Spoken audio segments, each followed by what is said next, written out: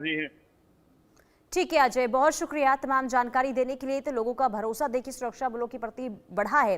देखिए प्रशासन द्वारा बनाए गए नए बंकर अब ग्रामीणों द्वारा साफ और तैयार किए जा रहे हैं। इसके पीछे की वजह यह है कि उन्हें आशंका है कि स्थिति फिर से तनावपूर्ण हो सकती है।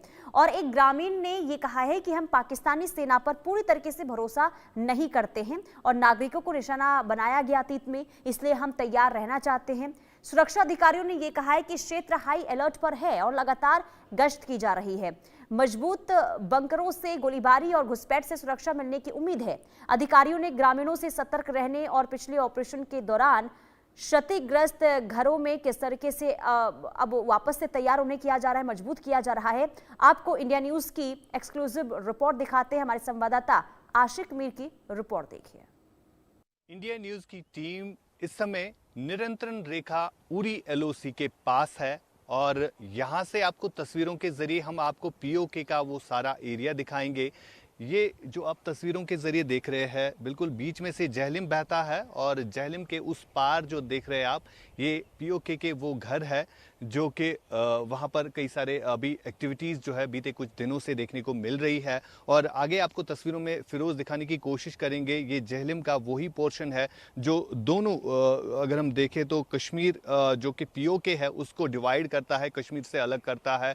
और लगातार जिस तरह से बीते कुछ दिनों से इन्फिल्ट्रेशन अटैम्प्ट्स किए जा रहे हैं और इन इन्फिल्ट्रेशन अटैम्प्ट्स का मकसद यही है कि ज़्यादा से ज़्यादा आतंकी घाटी के इस साइड धकेल देना।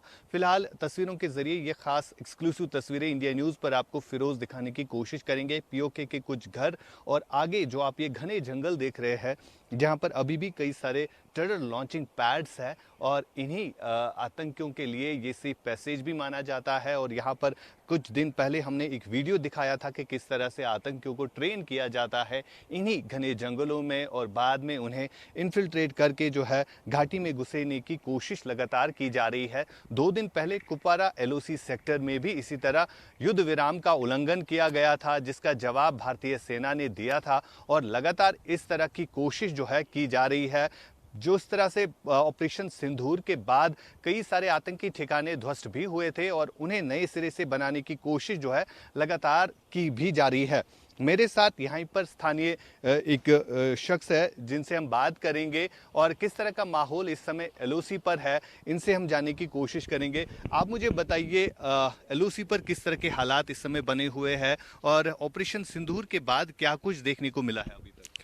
देखिए आप सभी जानते हैं आज बखूबी के पिछले कुछ टाइम से हमारे बॉर्डर्स पे फिर से वो एक किस्म का टेंशन क्रिएट हुआ है।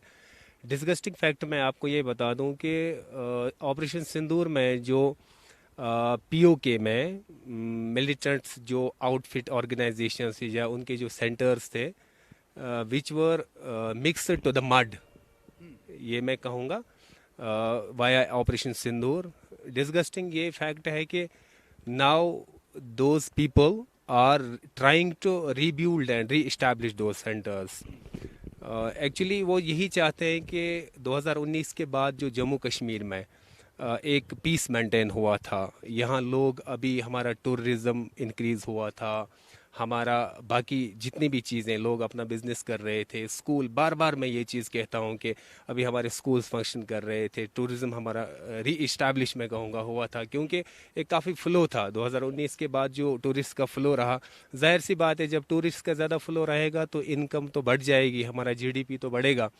सो आई थिंक पाकिस्तान और वो लोग who are just backing this process of re-establishing these units जिनको ऑपरेशन सिंदूर में बर्स्ट किया गया था, मतलब उनकी इंटेंशन ही यही है कि कश्मीर में एक डिस्टर्बेंस रहे और and they don't want Kashmir.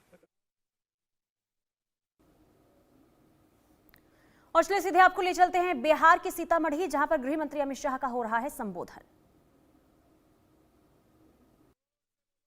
पूर्वक प्रणाम कर मेरी बात